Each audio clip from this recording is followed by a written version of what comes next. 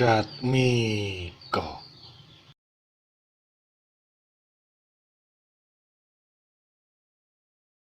Assalamualaikum warahmatullahi wabarakatuh. Saya Walida dari Air Channel. Terima kasih, nama saya Muhammad Dendi sebagai kameramen Air Channel.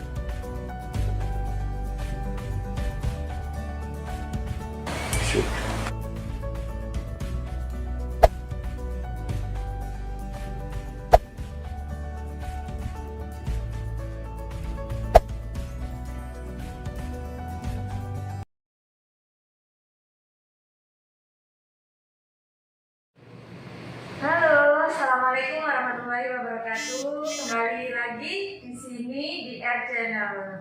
Sudah lama ya kita tidak bersua. Nah, kali ini saya akan mau membahas tentang penyakit dengue yang lagi marak ya di Indonesia. Ya, oke, saya di sini tidak sendiri. Saya di sini dengan dua narasumber, yaitu Dr. Indra Karno dan Pak Mulyadi. Halo, dokter. Halo, Permisi, Pak. Ya. Gimana, Pak? Sehat? Alhamdulillah sehat. Ya. Tidak lagi terserang COVID ya? Alhamdulillah. Karena sekarang kan lagi pandemi COVID, Ya. juga terjadi juga penyakit yang lagi marak di DBD ya, Pak ya. Oke, kalau boleh tahu, dokter, ini DBD itu apa sih sebenarnya? Ya, terima kasih teman-teman sahabat channel, YouTuber, kita kembali bertemu. Pertanyaan yang bagus. Sebenarnya DBD atau demam berdarah dengue atau ada yang disebut DAF itu sebenarnya ada dua ya, ada demam dengue atau dengue fever, ada yang demam berdarah dengue atau DAF dengue hemorrhagic fever. Jadi penyakit ini adalah penyakit infeksi menular yang tidak langsung, Ya. seperti kita menyesuaikan dengan di dinas kesehatan bahwa ada penyakit menular langsung dan penyakit tidak menular langsung. Nah, ini termasuk penyakit tidak menular Secara langsung. tidak langsung, Ya. karena ada perantaranya Ada perantaranya. nyamuk ya. Jadi penyakit demam dengue ini atau demam berdarah dengue adalah penyakit infeksi menular yang tidak langsung disebabkan oleh virus dengue karena perantara yang biasa kita kenal Aedes aegypti, meskipun ada yang lain ya, Aedes albopictus ya, tapi yang terbanyak adalah Aedes aegypti itu ada. Oh, berarti tidak langsung ya dokter? Langsung melalui hewan yaitu nyamuk ya, Ya. yang biasanya dikenal Aedes aegypti. Ya. Ya, kalau nyamuk sendiri itu nyamuk Aedes aegypti itu sendiri gimana sih Pak? Jenisnya, terus ciri-cirinya? Iya. Terima kasih dokter ya. Gini, untuk masyarakat secara umum perlu diketahui memang nyamuk demam berdarah ini seperti halnya orang-orang ini bahasa Jawanya sembrono. Artinya apa? Nyamuk masa mungkin bisa membuat orang mati. Tapi nyatanya kalau nyamuk ini tidak dikenal oleh masyarakat dan tidak tahu perilakunya, sehingga masyarakat ini tidak bisa mengantisipasi penyakit yang tadi disebut yaitu dengue tadi gitu ya. Nyamuk demam berdarah ini bintik-bintik hitam korek, Mbak. Dan perlu diketahui, nyamuk ini menggigitnya tidak malam betul, tetapi siang. Siang hari. Lah, masyarakat kita kalau tidur pakai anti nyamuk, pakai nggak tahu merek apapun, biasanya ketika malam. Padahal salah. Ketika tidur siang ini harus memakai obat anti nyamuk, termasuk yang lotion apa boleh. Karena kalau nyamuk ini ada perilaku-perilaku yang harus diketahui oleh masyarakat. Biasanya itu nyamuk ini yang menggigit. Ini Mbak Indah, yang dari channel. Ini perempuan dokter, yang laki nggak ada. Oh, malah Perempuan. Ya. Kenapa? Karena ini persiapan untuk mematangkan telur yang ada di dalam tubuh mereka. Kenapa kok memilih darahnya kok nggak pakai darah hewan. Karena darah manusia ini lebih cepat untuk memakankan dan lebih kuat telur ini untuk menetas, sehingga perempuan laki tidak ada. Dan perilaku nyamuk saat menggigit itu biasanya itu mulai pagi sampai jam 11, kemudian berhenti lagi, nanti jam 3 menggigit lagi sampai jam 6. Kalau ini Mbak, ini untuk membuktikan biar masyarakat tahu, ini dokter, biasanya studi kasusnya nyamuk ini keberadaannya ini di ruang di ruang gelap, ruang lembab. Kalau dia istirahat itu di tempat-tempat baju gelap, baju yang kita pakai biasa itu Mbak, mungkin sampai hari ini nggak langsung dikumbat, tapi dicetelok di situ, dia bertengger di situ. Saatnya nanti menggigit, dia akan terbang, kemudian dia parkir di situ lagi. Sehingga kalau ingin tahu benar nggak apa yang saya ucapkan, nanti kalau yang punya jendela jam 5:30 pagi itu dibuka, nanti dilihat aja ini terjadi pertukaran ketika pagi ini nyamuk demam berdarah masuk, nyamuk yang lain keluar. Karena apa? Dia akan kalah dengan komunitasnya, sehingga yang di dalam itu hampir demam berdarah itu semua di dalam. Dan yang perlu diketahui Mbak, penggigitnya ini nungging, itu nungging, halus. Jadi bahasa Indonesia jadi. Dan yang perlu diketahui juga, nyamuk demam berdarah ini kalau bertelur itu di tempat air jenuh, di air jenuh. Sehingga apa? Itu yang perlu diketahui, air jernih dan jentik, ugut-ugut itu ciri khasnya dia bergerombol di sudut. Sudut bergerombol di bawah mandi atau di tempat-tempat penampungan air yang bersih itu bergerombol di sudut, dan geraknya ini yang patut diketahui untuk banyak dan masyarakat secara keseluruhan. Itu dia bergabung vertikal, dia tidak datar. Kalau nyamuk lain itu geraknya datar dan berbincang, ini tidak, kita nggak lurus. Sehingga untuk jangan sampai nyamuk demam berdarah ini berkembang dengan pesat, ini harus minimal seminggu sekali, ini harus dikuras. PSN. Ya, PSN itu, dan murahnya harus digosok. Akan tetapi jangan salah, kalau toh ternyata penampungan itu pakai abate, itu tidak boleh digosok, karena abate itu cara pemakaiannya air penuh ditempelkan di dinding, jangan ditaruh di tengah, jangan salah, ini ditaruh di dinding sehingga menempel di dinding, sehingga untuk nguras hasil Indonesia nggak usah digosok. Karena apa? Biar jadinya abate masih ada. Dan yang jatuh ke bawah, benar, itu kan ada abate itu ketika ditabur itu kan ada jatuh. Itu sebenarnya bukan sudah tidak ada jatnya, itu pasir, benar. Itu sudah tidak ada, yang ada itu nempel. Itu Pak kira-kira. Mungkin itu sementara itu keterangan masalah perilaku nyamuk, sehingga saya berbesar jangan lengah, karena apa? Tanda-tandanya itu nanti dokter yang menceritakan, dan fasenya atau apa itu nanti yang lebih parah dokter akan menyampaikan itu. Yang terpenting pesan dari saya, setiap panas ini jangan sembrono, terutama di musim seperti ini dokter. Hari panas harus dikontrolkan kepada ahlinya, dokter, perawat ataupun bidan atau tenaga kesehatan yang berkompeten untuk mengatakan itu. Tadi kan seperti yang Bapak jelaskan, itu ciri-ciri nyamuk dan menggigitnya ya. Menggigitnya nyamuk itu pada siang hari gitu ya. Terus apa Pak, nyamuk apa yang menggigit di malam hari itu? Kalau bukan nyamuk jenis Aedes ya? Banyak, nyamuk itu macamnya banyak. Ada Anopheles, ada banyak Pak. Itu nyamuk biasa, mungkin itu tidak membawa. Baru ada itu mungkin ada cikungunya sama siang juga ada penyakit, ya ada penyakit nyamuk yang tadi gajah itu betul ya. Itu gajah itu malam gitu. Biasanya daerah rawa. Ya, tapi kan kasus sekarang yang kita bahas ya. Ya, banyak Pak, banyak. Itu mungkin di season lain nanti.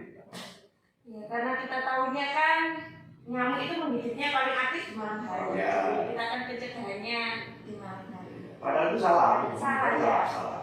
Berarti teman-teman itu tadi ya ciri-cirinya dan cara penularannya, cara menggigitnya, kebiasaannya nyamuk Aedes aegypti tadi menggigit di siang hari. Kalau cara penularannya tadi seperti apa juga? Ya, penularannya ya dari manusia ya, manusia yang sakit karena mengandung virus dengue digigit oleh nyamuk Aedes. Aedes aegypti. Terus di nyamuk itu akan berkembang di situ mengendon ya, mengendon di dalam tubuh nyamuk. Nah, nyamuk itu kalau menggigit orang sehat, terutama virus dengue itu masuk ke dalam tubuh manusia yang sehat. Jadi manusia sehat itu akan berkembang melalui sel darah merahnya, nanti berkembang, pecah, tambah menyebar, akhirnya orangnya jadi panas, terkena penyakit demam darah atau daya tahannya kalah. Itu kira-kira penularannya seperti itu. Berarti intinya kalau seandainya nyamuk ini, Ya. saudara dan keterangan yang betul tadi, seandainya semalam ini yang sudah terinfeksi, mungkin 10 kali berarti bisa mengeluarkan 10 kali kemungkinan. Ya, karena seperti tadi ya, yang mau beranak tadi Pak, itu aktif, semakin aktif. Jadi dia multiple bites. Jadi apa namanya, banyak menggigit. Jadi lebih banyak menggigit kalau pas hamil. Makanan dulunya dia itu banyak gizi. Jadi sel darah merah manusia itu mengandung banyak gizi. Tidak cukup hanya satu orang aja, dia akan menggigit banyak orang. Banyak dan mengejar. Ya, mengejar. Tapi berapa lama dokter virus itu ada berada di dalam tubuh nyamuk itu ya? Sampai usia nyamuk itu mati. Sampai usia nyamuk itu mati. Ya, Berarti jadi tetap berada di situ. hmm, Jadi dia menular. berarti virus itu tetap hidup selama nyamuknya hidup ya. Kalau ditelurkan berarti telur tadi juga mengandung virus juga. Bisa, jadi ada sempat ada pertanyaan ya, bahwa kalau musim hujan ini sebelumnya kan musim kemarau tidak ada insiden, tidak ada orang sakit. Kalau tiba-tiba musim hujan ini, kalau tiba-tiba banyak orang sakit, kalau ujung-ujung ada yang sakit demam berdarah, bagaimana ini? Apakah nyamuknya itu masih terus terinfeksi? Sementara nyamuk itu usianya tidak terlalu Itu ada teori yang mengatakan bahwa ada infected egg, jadi telur yang terinfeksi. Jadi mungkin waktu itu bertelur kan mampu hidup bertahan lama, bertahan lama. Pada musim kemarau mungkin dia nggak menetas, bertahan lama. Akhirnya waktu musim hujan menetas. musimnya menetas. Nah itu jadi nyamuk yang terinfeksi. Nah nyamuk yang terinfeksi nanti menggigit orang sehat, cucuk. Akhirnya ada yang sakit demam berdarah. Karena penelitian yang kami terima, saudara, maksudnya informasi penelitian, itu telur itu Pak, itu sama bisa bertahan sampai 2 tahun. 2 tahun. Dia 2 tahun nggak menetas, itu masih kalau telur ayam itu mungkin sudah ada bunga, tetap masih segar dan masih bisa menetas. Itu sampai 2 tahun. Karena Indonesia memang endemis ya, endemis. Tempat itu ya, tempat berkembang biak nyamuk ya. Jadi wabah di Indonesia ini endemis ya, banyak yang endemis termasuk tipes itu kita itu endemis. Jadi saat waktu bisa demam berdarah ini putarannya 5 sampai 20 tahun. Dulu kan cacar juga gitu ya. Cacar itu dulu juga endemis juga. Ya sudah Sekarang kan sudah ada dengan imunisasi. ya. Demam berdarah tidak Belum. nggak bisa vaksinnya. Masih belum bisa. Terus untuk gejala penyakit DBD itu dokter? Ya, gejalanya itu ada 2 ya, bisa demam dengue, bisa demam berdarah dengue. Ya. Ada 2 jenis. Virusnya itu ada 4 tipe atau strain, ya. Ada 4 jenis lah, mudahnya 4 jenis ya. Ada virus 1, 2, 3, 4. Jadi ada teori yang mengatakan kalau terinfeksi pertama kali satu macam virus itu akan menjadi demam dengue. Jadi ada dengung, gejalanya ringan-ringan aja ya, panas aja beberapa hari, mungkin nyeri otot, sakit kepala ya, mungkin ada ruam itu merah-merahan ya. Tapi berapa hari sembuh tanpa pengobatan antibiotik, tidak terlalu fatal ya. Tapi ada teori yang mengatakan 4 strain ini ya, bila sudah pernah kena tipe 1 ya, demam dengue aja dulu pernah kegigit satu macam virus, terus digigit nyamuk dengan virus yang berbeda dari salah satu dari jenis itu ya.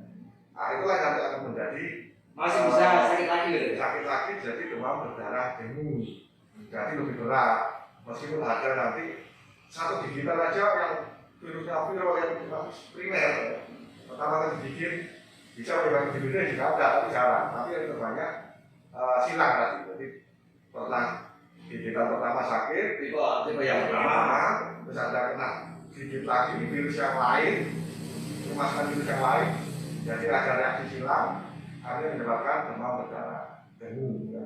Gejalanya ya itu seperti orang-orang infeksi ya, ada panas, sakit kepala, nyeri sendi, itu lah gitu ya. Lalu itu nanti kita berikan rasa derajat derajat ringannya ya, Sampai mimisan juga. Nah itu ada derajat berat ringannya. Tapi ini kan gejala itu saya tekankan lagi ya, gejala itu adalah yang dirasakan penderitanya. Itu namanya gejala. Ya. Panas, sakit kepala, nyeri otot, kadang bola mata gerak-gerakan ini terasa sakit ya. Tulang punggung sakit, punggung belakang nyeri, persendian, nyeri tulang, itu gejala-gejalanya. Ada mual, kalau yang berat ya, demam berdarah gitu. Itu ada mual, nyeri di luar hati atau di perut atas ada mal itu kan sakit ini karena ada pembesaran hati ya. Enggak ada pembesaran hati, itu kan rasanya sakit. Jadi panasnya tapi khas, spontan, mendadak, tinggi, kira-kira 40 derajat Sampai 40 derajat. Diminumnya panas sama aja, mungkin tidak bisa turun. Jadi panasnya terus Pak, tidak bisa turun. Meningkat terus ya? Iya, enggak ya 40 terus 40 mungkin 40 berapa ya. Jadi tinggi kalau diminum obat panas sama nggak akan turun. Orangnya nanti muntah nanti apa namanya? Itu nanti derajat berat ringannya itu nanti klasifikasi ya. Klasifikasi pertama itu yaitu panas, hari kedua sampai 7. Kritisnya itu ada yang mengatakan hari ketiga bisa hari ke-7 kritis ya. Makanya tapi tipe yang kedua, hari kedua sampai hari ke-7. Terus ditambahi kalau memang kita curiga musim begini ya pasti kita akan tes namanya tes sampling. Pompa kalau ada perdarahan, itu positif. Nah ini kemungkinan demam berdarah. Itu derajat 1 Pak. Oh iya. Kalau derajat 1 ada 4 derajat menurut berat ringannya, penyakit. Derajat kedua derajat 1 ditambah dengan ada perdarahan spontan. Mimisan, isi berdarah, bisa muntah bisa berat darah gitu ya. Sampai berat darah bisa itu derajat 2. Derajat 3 itu nanti mulai ya kalau kita tensi makanya banyak yang menyepelekan tekanan darah. Tekanan darah namanya dinamakan tanda vital itu memang vital benar-benar nggak boleh disepelekan tekanan darah itu. Nanti kasnya itu gini. Tensinya pertama umpamanya 120/80 ya. Pada saat itu mungkin 120 kalau kita observasi ya, maka observasi itu harus benar-benar teliti ya. Nanti bisa 120/100, 120/110 itu tanda-tanda akan terjadi shock, ya, shock orangnya. Nanti setelah itu dia akan ada kelihatan keringat dingin, mulai keringat dingin. Itu mau shock itu harus hati-hati. Nanti akhirnya turun 90, 70, 90, 60. Terus akhirnya palpasi. Ada palpasi bisa tak terukur, gitu kan. Bahayanya itu akhirnya shock. Derajat 4 ya sudah ini. Shock namanya DSS. Bingung shock syndrome. Orangnya shock, pucat, keringat dingin, akralnya tangan dan kakinya terlalu dingin, itu sudah darurat emergency. Jadi itu klasifikasi, ada 4 klasifikasi. Kalau memang ada yang dokter yang teliti, berada siapa aja sudah bisa menentukan ini demam berdarah atau enggak. Karena dengan teliti ada pemeriksaan travel. Benar, ini Mbak Indah ya. Ini mungkin untuk pembelajaran masyarakat. Cuma saya tanyakan, mumpung ketemu dokter Indra, masyarakat itu punya pendapat seperti itu. Ketika tadi di derajat 2 kalau nggak salah, itu kan ada bintik-bintik. Itu kan seluruh tubuh kadang-kadang juga ada di tempat tertentu. Ada yang mengatakan ketika bintik merah ini ditekan ini, dan ini kalau bilang ini termasuk bukan demam berdarah, tapi kalau masih kelihatan ada bintik itu kira-kira teori itu benar nggak? Bintik itu karena perdarahan Ya. bawah kulit. Ya. Jadi kalau perdarahan bawah kulit ditekan gini dingin kan nggak hilang, tetap kelihatan perdarahannya itu. Kalau bintik nyamuk biasa hilang ya. Hilang. Oh iya, itu termasuk ilmu juga kan? Iya. Masyarakat. Jadi Oh, itu juga termasuk. ya perdarahan bawah kulit itu namanya bintik-bintik itu yang dimaksudkan itu perdarahan. Iya, iya. Macamnya banyak, ada PPG, ada apa namanya, ada hemosis. Tapi kalau ditekan ya memang nggak hilang. Kalau hilang itu berarti bukan demam ya, Mungkin bukan ya? hanya gangguan-gangguan aja. Oh, iya. Atau dari Mata perintis itu dianggap orang ini ternyata miliaria apa namanya infeksi kayak kulit buntut. Iya. Nah itu kayak itu. Kadang disalah tafsirkan. Iya. Terus kapan kira-kira pasien atau penderita itu segera memeriksakan ke puskesmas ketika oh ini apa kita demam berdarah. Ya.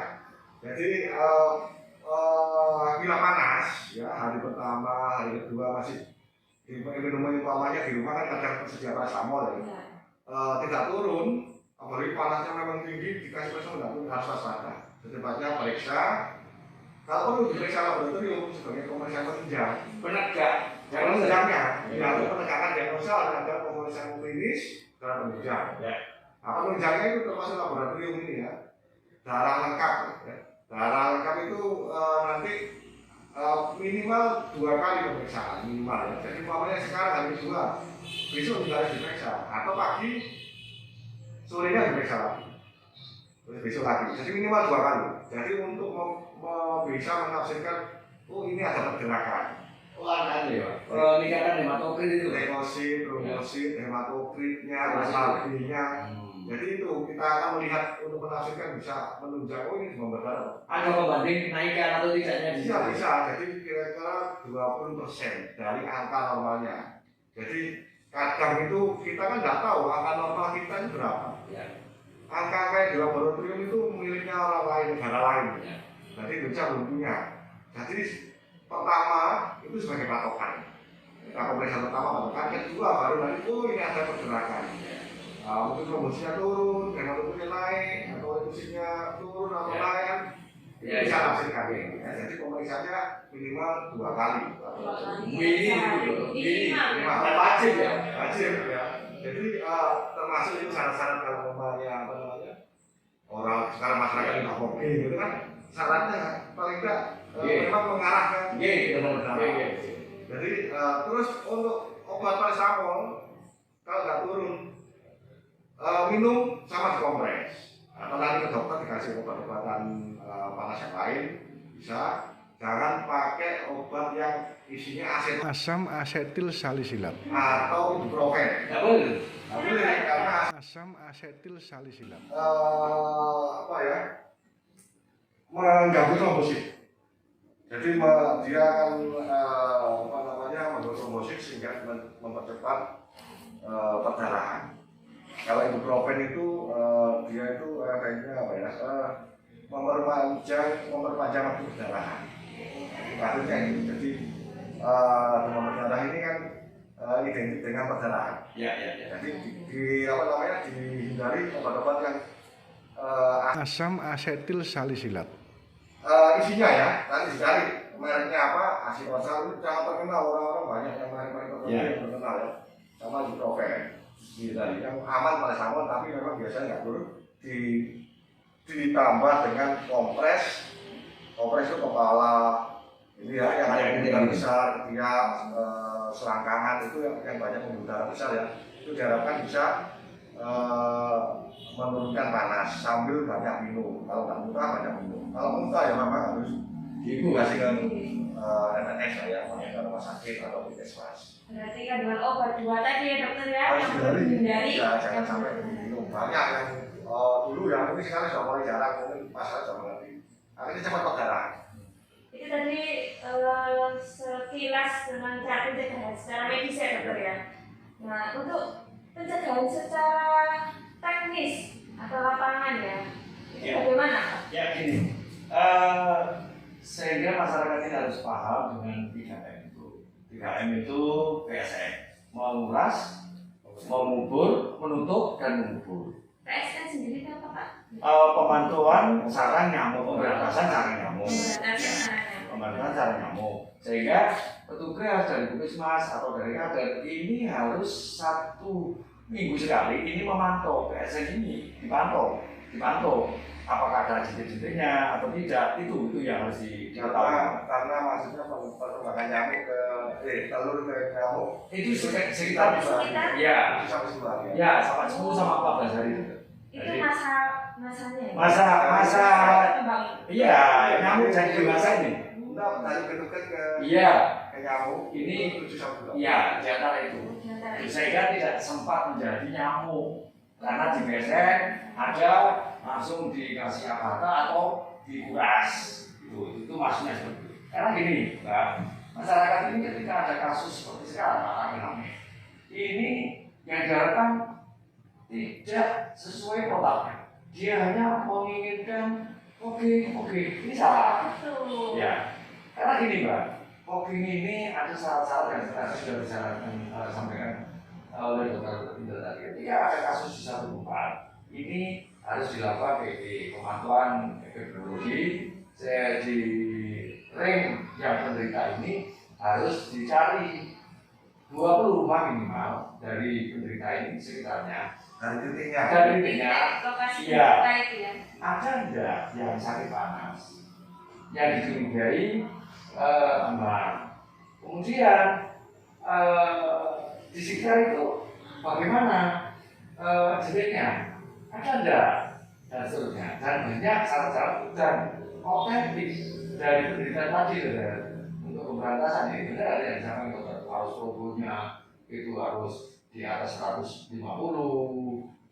hematokritnya kenaikan harus 10% dan banyak syaratnya. Dan fogging sendiri ini sampai hari ini masyarakat masih belum tahu Pak kegunaannya. Karena tadi saya ceritakan itu Pak, nyamuk itu keberadaannya di dalam rumah. Sehingga kalau permohonan fogging di realisasi itu harus di dalam rumah. Karena perlindungan mereka di dalam rumah harusnya. Pagi sama siang sama sore. Sama sore, sehingga kalau Jadi keluar pagi sama siang. iya, jadi harus masuk. Sementara masyarakat biasanya nggak boleh, ini nggak terlalu efektif. Itu Pak.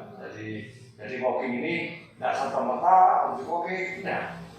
Harus dengan syarat tertentu. Karena apa itu tadi Pak? Karena jarak terbangnya sekitar 300 ya. Ya terbangnya Harus titik 150 sampai 50. ya Terus harus diulang 2 kali. 3 kali ya. Harus diulang sekali lagi. Ya. Dalam waktu seminggu ya. Ya.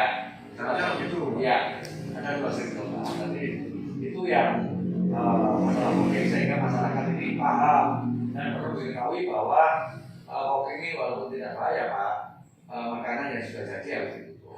Kenapa? Dan api dan jangan ada penghuni yang ada di dalam karena itu nanti bisa sesek karena asapnya kalau obat maladiol Pak, obatnya itu maladiol, kandungannya maladiol, mereknya Pak, tapi kandungannya maladiol, sehingga dengan dikonsentrasikan itu 1:8. Karena ini banyak yang itu loh, cari yang perut itu kan di luar jauh itu masuk ke dalam. Itu kan tujuannya seperti itu tadi. Iya. Karena sarang nyamuknya waktu pagi sama Sampai sore itu di dalam. Di dalam. Masih luar. karena fogging itu memburu nyamuk yang sudah terinfeksi dewasa. Tapi untuk jentiknya yang nggak bisa terbunuh, nggak bisa terbunuh, sehingga PSN itu Pak yang harus dikalahkan. Itu kira-kira. Jadi biar paham. Ya masyarakat. Karena cek kesehatan kan kalau misalnya. Ya, ya. Dan untuk walking ini Kabupaten Mojokerto memberikan gratis dengan radius itu tadi sudah berkisar. Dinas Kesehatan baru menunggu jadwal. Gitu.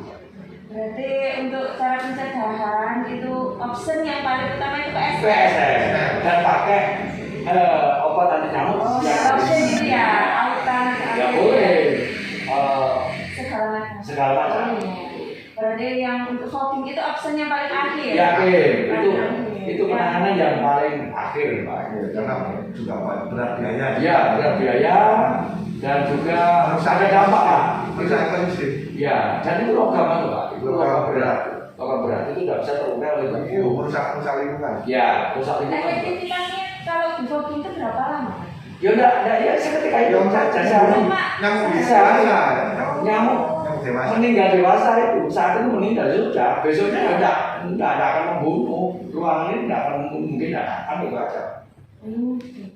Karena baunya mereka, karena baunya kan bisa mereka sendiri.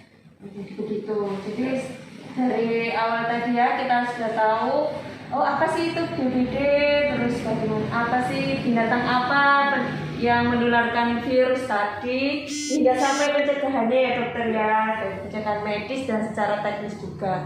Ya masyarakat kita perlu dipahami ya, perlu dipahami untuk pencegahan yang baik. Setelah paparan yang dijelaskan oleh Dr. Indra dan Pak Mul tadi, apa itu DBD, jenis hewan seperti apa yang menularkan virus tadi, terus bagaimana cara pencegahannya, gejalanya seperti apa, tadi sudah jelas ya teman-teman ya. Kalau ada pertanyaan lagi, mungkin dari dokter. Begini. Pasien demam berdarah ini kalau sudah masuk ke derajat 2, 3, 4 ini ada masa kritis itu yang saya jelaskan tadi kan hari ke-3, hari ke-7 ya. Nah itu sebenarnya masa kritis pertama. Setelah kita bisa menangani masa kritis pertama, nanti akan masuk ke masa kritis kedua, yaitu kembalinya volume cairan ke dalam pembuluh darah. Itu yang kalau sampai terlena juga pasiennya bisa meninggal. Jadi ini untuk pesan buat saya juga teman-teman yang lain bahwa jangan lupa setelah kritis pertama jangan lupa ke kritis yang kedua penanganannya ini, karena kalau tidak ditangani juga bisa meninggal. Sebenarnya demam berdarah, demam demu itu tidak sampai menyebabkan kematian.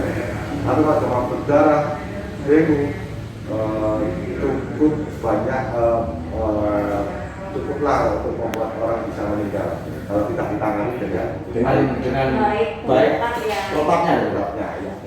Dan coba juga bagi masyarakat pada musim hujan ini bila panas tetap harus waspada, seperti yang kita sampaikan oleh Pak Mul juga, jangan salah membuat anti nyamuk ya, memakai anti nyamuk pada saat tidur. Jangan lupa tidur siang atau tidur pagi pakai pelindung nyamuk ya. Sebaiknya tanpa kita. Baik teman-teman, mungkin itu paparan tentang DBD atau demam berdarah dengue. Untuk masyarakat umum cukup kita pakai pencegahan dengan cara 3M+. Wassalamualaikum warahmatullahi wabarakatuh.